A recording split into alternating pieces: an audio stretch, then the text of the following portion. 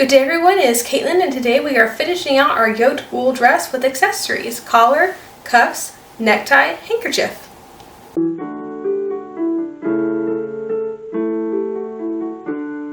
Hello and welcome. So we're going to make accessories for this dress that we made, I guess 2 weeks ago, the other week, something like that. Anyway, we need to make some accessories for her, so collar, cuffs, go ahead and make a handkerchief, and then a necktie, because I have plenty of this ribbon left, so I might as well. So we're going to start with the cuffs, which I went back and forth whether I wanted cuffs or not. I could very well wear this dress without cuffs, that's fine. But I think I want to go ahead and make some cuffs. It's just looking at the dress with nothing, no little white here, it just looks unfinished. So I'm going to go ahead and make some. So my cuffs are 8 inches around. And I don't want these too gathered because you're not seeing really gathered things in the 19th century. So I think I'm going to have them finished being 12 inches. So I'm going to cut a little less than 13 inches because seam allowance. And of course, I will need 2 cuffs. The rest of this is going to be collar in just a bit, but before I do anything else, I'm going to go ahead and run a gathering thread on these cuffs. Alright, I missed a step. So hemming up these edges first, which even though this is going to be, machine sewn accessories, I'm still going to do by hand. It just looks better.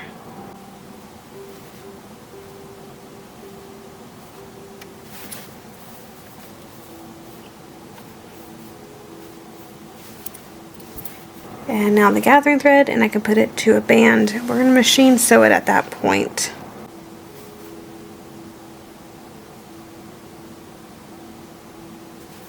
Alright, here's our little cuff all nicely gathered up.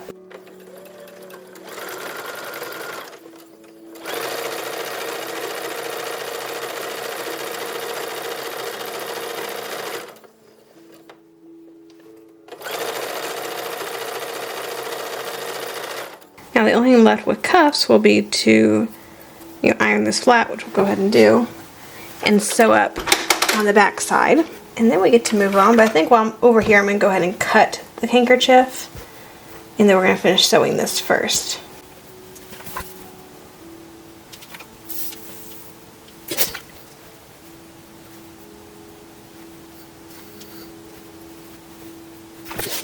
Cuff.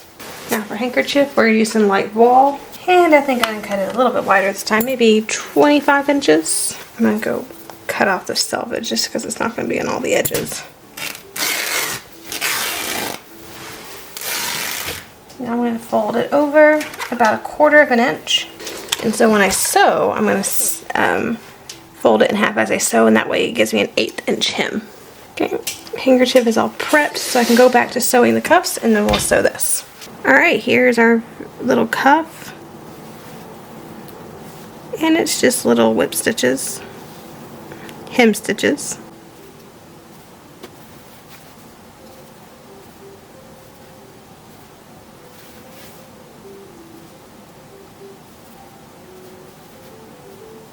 We have our lovely little cuff. This is the front side.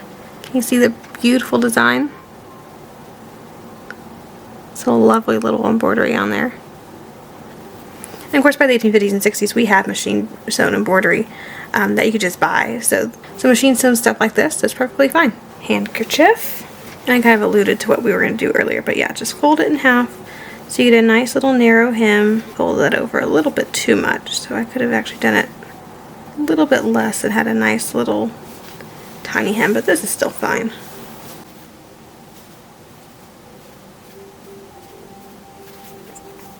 So from the front side we have that, and that's the back side.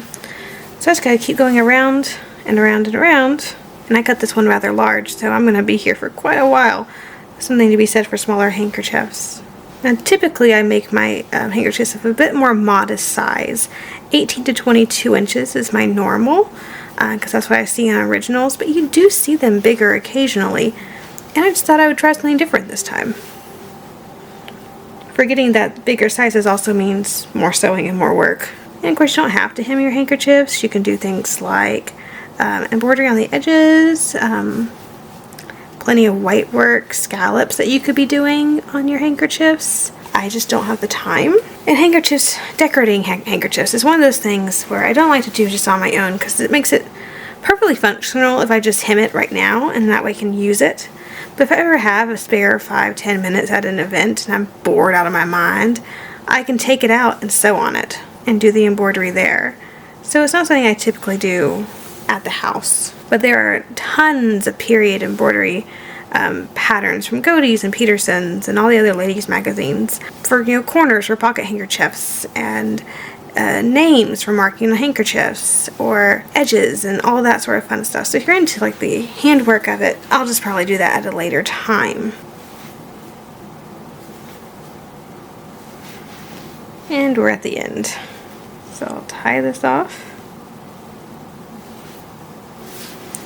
And I think we start the neckerchief, or not the neckerchief, the necktie, which I think are vastly underrepresented in the living history hobby because you see them all the time in CDVs.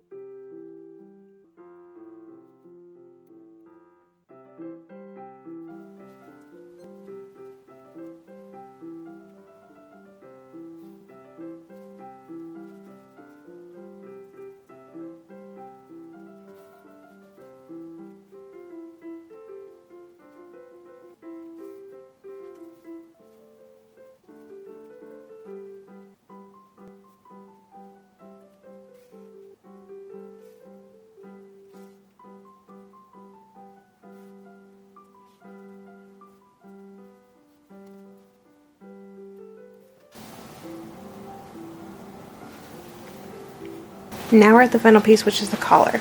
So I have here the edging that we are using for our collar. And what I'm doing is I have it turned inside out, and I'm just pinning it to make it flush with where it's going to fit the bottom. So, oops, that's a little bit not flush. So you don't want any puckering or anything at the very bottom. It's okay with all this. We're going to fix that in a minute. And you can add a little bit extra to it. It doesn't have to be like totally flush. It can be a little bit extra, and that's always a good thing as well. Decide where you want your collar to end. I want mine to end about 1 inch from the center front. So right there. And cut it here. I have just a little bit left. Now I have the collar pinned, so what we're going to do is take these little puckers here and just pin them in as little darts. See how that's going to be a little dart? Just wherever there's a little pucker, we're going to make a dart. Here we go.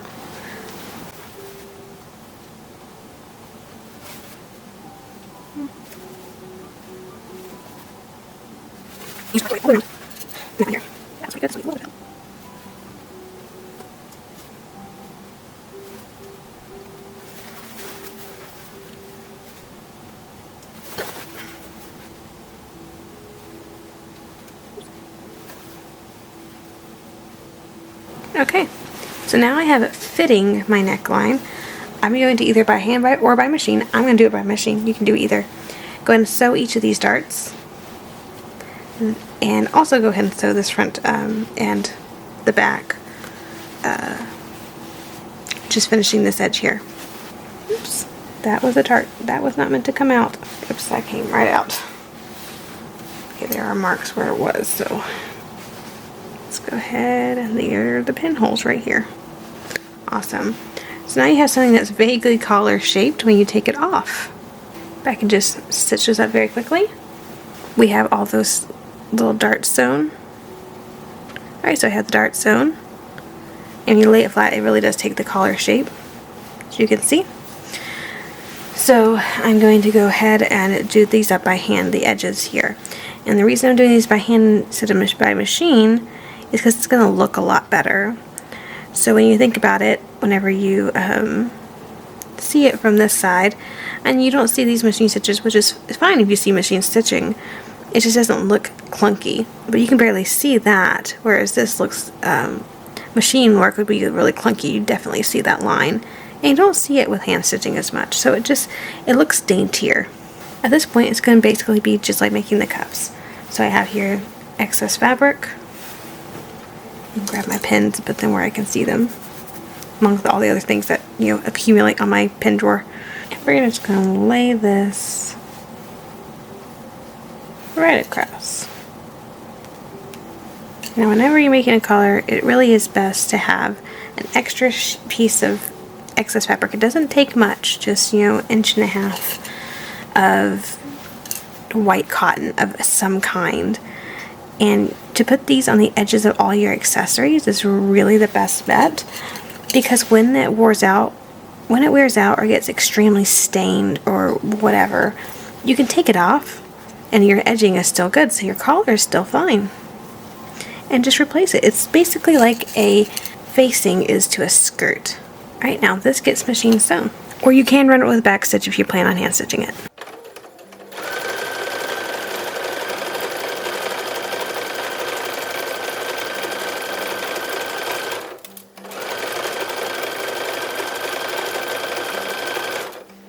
And again, it's exactly the same thing as the cuffs. We're going to iron that little facing, if that's what we're going to call it, and stitch it across by hand.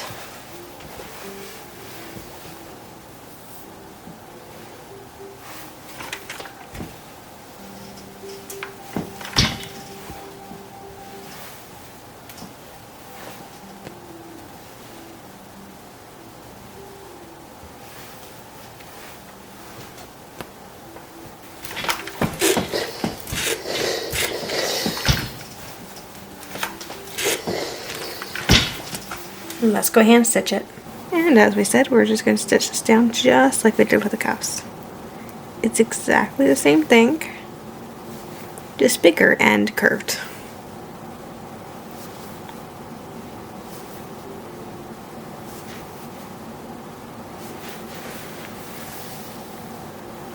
It's okay if there are like wrinkles and that sort of thing on your collar, because it is curved. That's going to happen. Most likely it's going to happen. And if it does, it's okay. I've seen that in originals too. It's not a big deal. Remember, this top part is meant to be kind of expendable, and we can just replace it once it gets really nasty and gross. And hopefully extend the life of our nice embroidered collar a bit longer. Let's go ahead and attach these. So we have our neckline here. I'm going to mark the center back on both the collar and the bodice. That I call it the bad edge, but the disposable edge gets turned under. Now you absolutely can pin a collar on. You do not have to sew them. In fact, I personally, from reading a bunch of stories from the 19th century, I believe most collars were pinned on and not sewn on. You would clearly not pin them like this, because this will poke you. If you're going to pin a collar on, I would take it and I would do tiny little bites, almost like sewing,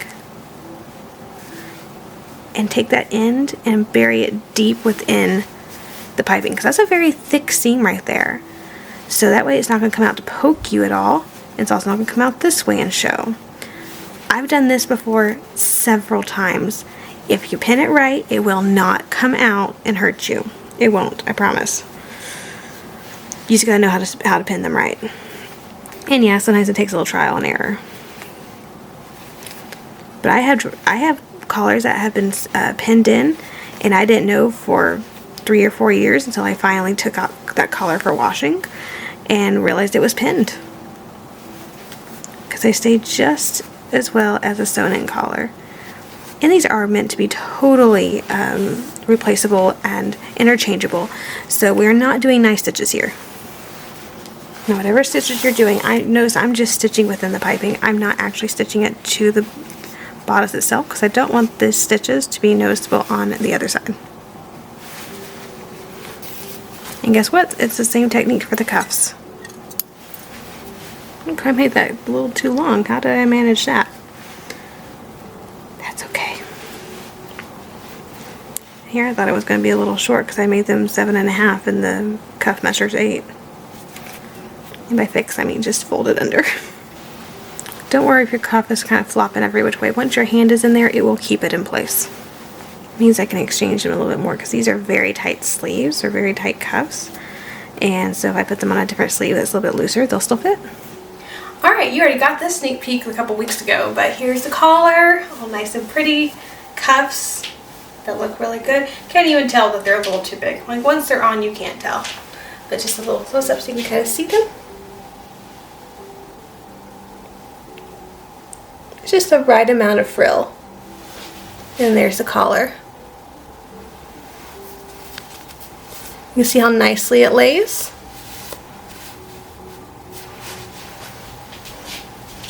So yeah, those are the basic accessories that most dresses are going to need. Let's put on the other ones. Caps will cover a multitude of sins. Okay. Now I gotta do this without a mirror. This is going to be fun.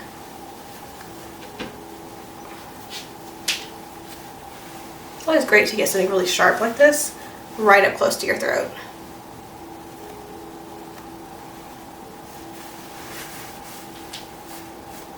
I guess that's crooked. I might need to go look at a mirror real quick. But yeah, that's the necktie. I mean, it adds a little dimension, a little bit of color. You see so many CDVs of women with neckties as opposed to brooches. And sometimes you see them both.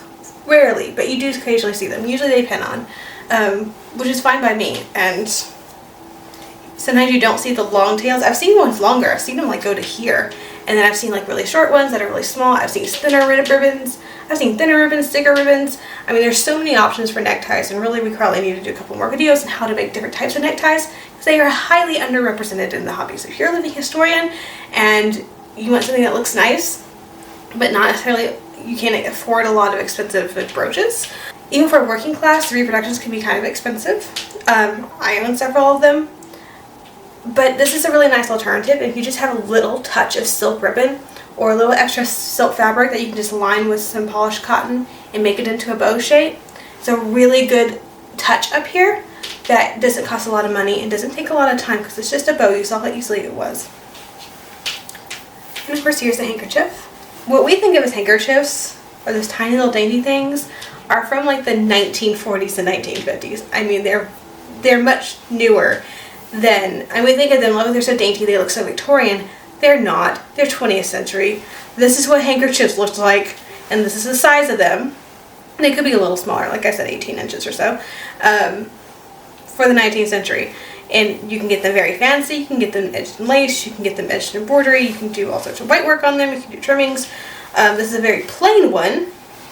Now, of course, I can eventually go around and work on it. And if I got super bored one day, I can just do a bunch of white work around the edges and then cut off the hem that I did, and we'd have a nice little scalloped edge handkerchief, which is also perfectly appropriate. But I think we did a great job with our 1860s accessories. I mean, they're just absolutely adorable. So it's something I make with like every dress. It's just, they turn out slightly different every time, so it's really nice to look at. It's really nice to look at and see. But thank you so much for joining me today as we made our 1860s dress accessories, finishing out the wool dress. If you enjoyed the video, please like and subscribe to the channel. Click that little bell notification so you're notified anytime I upload a new video. And as always, have a fantastic week, and I'll see you back here in the next video.